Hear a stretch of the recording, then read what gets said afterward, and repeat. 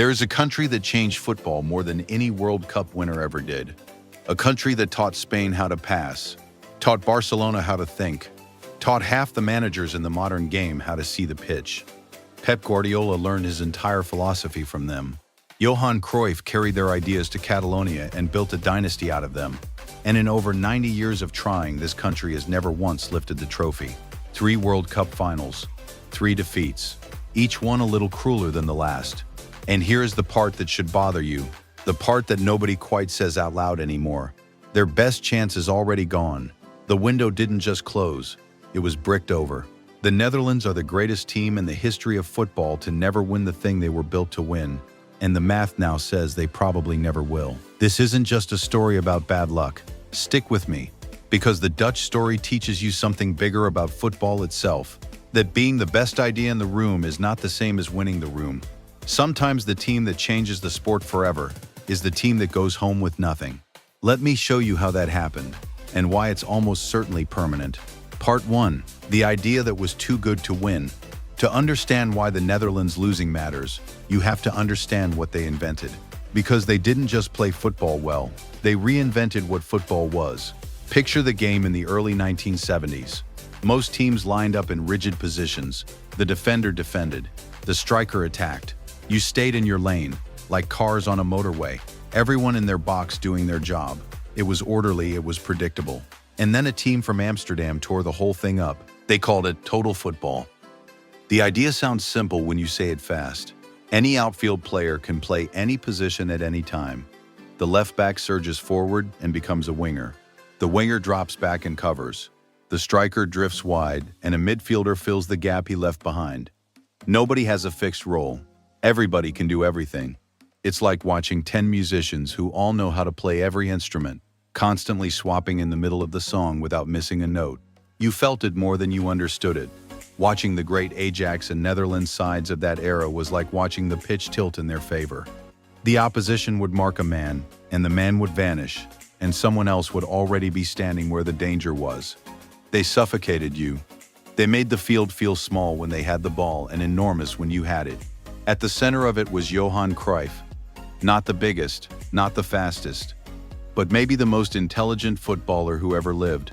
A player who seemed to know where everyone would be 3 seconds before they got there. Cruyff didn't run faster than you. He thought faster than you. And around him, manager Rinus Michels built a machine of ideas. Here's the thing you need to sit with. This wasn't a gimmick. This was the blueprint. The tiki-taka that won Spain the World Cup in 2010, that came from here. The Barcelona team that bullied Europe under Guardiola, that came from here. Cruyff went to Barcelona as a player, came back as a manager, and planted the Dutch idea so deep in that club's soil that it still grows there today. The way your favorite team presses high, the way they build out from the back, the way the goalkeeper is now basically an 11th outfield player, trace it back far enough, and you arrive in the Netherlands. So they didn't just have a good team. They had the team that wrote the rules everyone else would eventually win with, which makes what happened next almost unbearable. Part 2. The first 2 heartbreaks, 1974, West Germany. The World Cup final, the Netherlands kicked off, and before a single German player had even touched the ball, the Dutch were already passing it around, working it forward, threading it through. 16 passes. Cruyff picked it up, drove into the box and got chopped down. Penalty. Inside the first 2 minutes before Germany had so much as breathed on the ball, the Netherlands were 1-0 up in a World Cup final. It was the perfect statement. We are better than you, and we'll prove it before you've even started. And it was, in hindsight, the worst thing that could have happened to them. Because here's where the Dutch story turns from triumph into tragedy. They got cocky. There's a theory, repeated for 50 years now, that the Netherlands didn't just want to beat West Germany. They wanted to humiliate them, to toy with the hosts on their own soil. So instead of scoring a second and killing the game, they passed it around, showing off, making a point. And West Germany, ruthless and organized and led by Franz Beckenbauer, did what great German teams have always done. They waited, they absorbed it, and then they punched back, twice. Final score, West Germany 2, Netherlands 1. The best team lost. The best idea lost. And it lost partly because it was too in love with being the best idea. 4 years later, 1978, Argentina, another final. And this one stings in a quieter, sadder way. Because this time, Cruyff wasn't even there. He'd refused to travel, for reasons that ranged from a kidnapping attempt on his family to disputes with the Federation. The Netherlands reached the final anyway. That's how deep the talent ran. They faced Argentina in Buenos Aires, in a stadium that felt less like a venue and more like a furnace of nationalist pressure. Confetti everywhere, a crowd that wanted blood. And in the dying seconds of normal time, with the score level, a Dutch forward named Rob Rensenbrink hit a shot that beat the keeper and clipped the post. Inches, the width of the woodwork between the Netherlands and a World Cup. Extra time, Argentina scored twice. The hosts won, and the Netherlands had now done something almost unique in football history. Lost 2 World Cup finals in a row, 4 years apart, with arguably the best football anyone had ever seen. 2 finals, 2 defeats, and here's the cruel symmetry. They'd now lost a final to the host nation, twice. As if the universe had decided the Dutch were destined to be the most beautiful losers the game would ever produce. Part 3, the curse gets a name. You'd think a country that came that close, twice, would eventually break through. That's how it usually works. Italy lost finals before they won them. Argentina lost before they won. The pattern of football is supposed to be, knock on the door long enough, and it opens. For the Netherlands, the door stayed shut.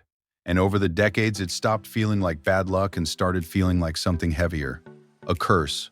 But I don't want to sell you a curse, because curses aren't real and the real reason is more interesting. The truth is that the Netherlands kept producing world-class players and kept producing world-class arguments to go with them. This is a footballing culture that values individual opinion almost as much as it values the team. Every great Dutch squad seems to come with a great Dutch civil war attached. Star players feuding with the coach feuding with the federation, cliques forming, egos colliding. A team that on paper could beat anyone, repeatedly finding ways to beat itself. Think about what that means. The same intellectual independence that let them invent a revolutionary style. The willingness to question everything, to never just accept your assigned role. That same trait, off the pitch, turned dressing rooms into debate clubs. Their greatest strength and their fatal flaw were the same thing, wearing different shirts. They were too smart to fall in line, and falling in line is sometimes how you win tournaments. So the decades rolled on. 1990, a talented side imploded. 1998, a gorgeous team with Bergkamp and the De Boers and the young Kluivert lost a semi-final on penalties. 2000, hosting the European Championship, the favorites, they missed 2 penalties in normal time of a semi-final and went out. Again, the Netherlands became the team you'd back to play the best football of any tournament, and the team you'd never back to actually win it. And then came the closest call of all, the one that should have ended the wait, and instead may have closed the window forever. Part 4, 2010, the final. They sold their soul for South Africa. 2010, the World Cup final. Netherlands versus Spain. Now here's the irony so thick you could stand a spoon in it. Spain, in 2010, were playing Dutch football. Tiki-taka. Short passing, total control. The philosophy Cruyff had exported to Barcelona. Now wearing a red shirt and gunning for the trophy, the student had become the master. Spain were about to win a World Cup playing the Netherlands' own invention better than the Netherlands ever had. And the Netherlands knew it. So they made a choice, the most controversial choice in their history. They decided that if they couldn't out-football Spain, they would outfight them. They would kick them, foul them, break the rhythm, drag the beautiful game into the mud, and win it there. It was a betrayal of everything they'd ever stood for. The country that gave the world total football showed up to the final trying to stop football from happening. There's one moment that defines it. A Dutch midfielder planting his studs into a Spanish player's chest in a World Cup final and somehow staying on the pitch. The referee handed out a record number of cards that night. It was ugly. It was cynical. And for about 116 minutes, it nearly worked. Then, deep into extra time, Spain found the gap.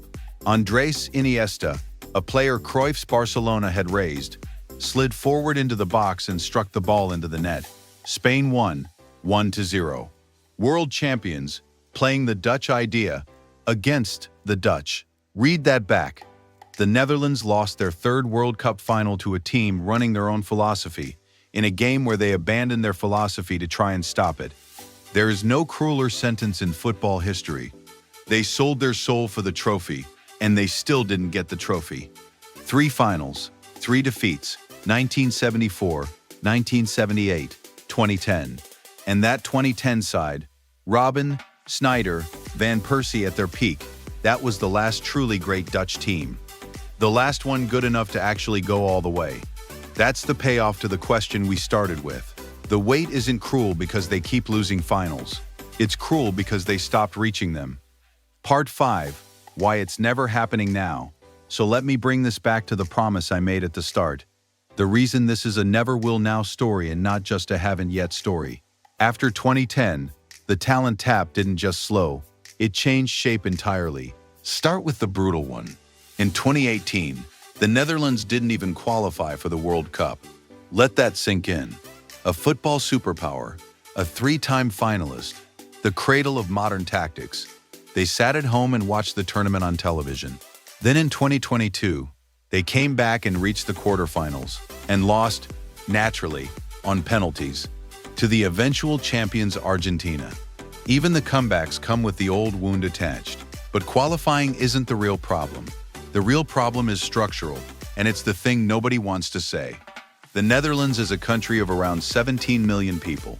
That's smaller than many single cities that produce World Cup contenders. For decades, the Dutch punched 100 times above that weight because of one thing: a youth development system built on Cruyff's ideas that was simply ahead of everyone else's. They were teaching 9-year-olds to play positional football, while other countries were still teaching them to boot it long. But here's what happens to a head start. Everybody catches up. The Dutch method got studied, copied, and absorbed by every major federation on earth. France, Germany, Spain, England, Belgium, Portugal, they all built academies on the principles the Netherlands pioneered, and they did it with bigger populations, bigger budgets, and bigger talent pools to draw from. The Dutch advantage wasn't that they had more players, it was that they trained them better.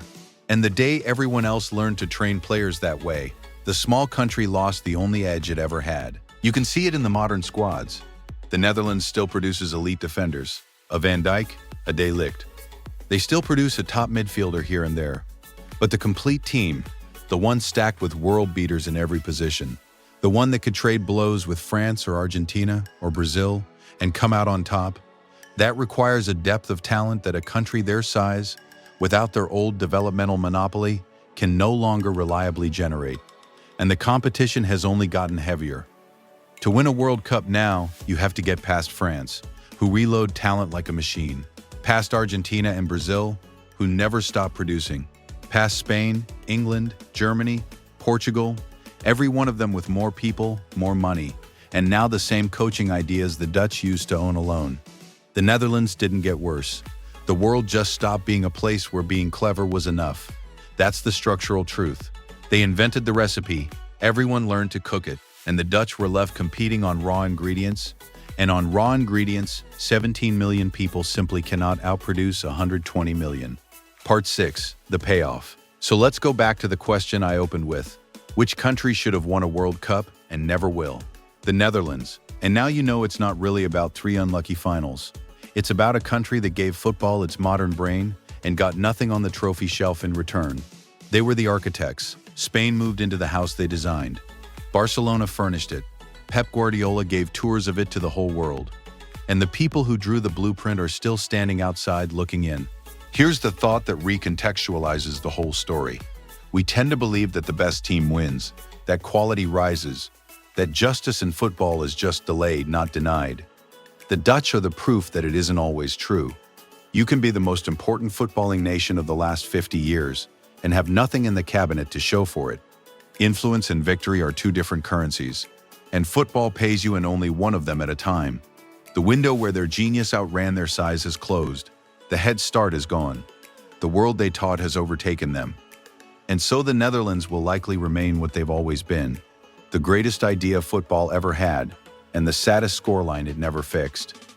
The most influential team in history, and forever, the country that should have won.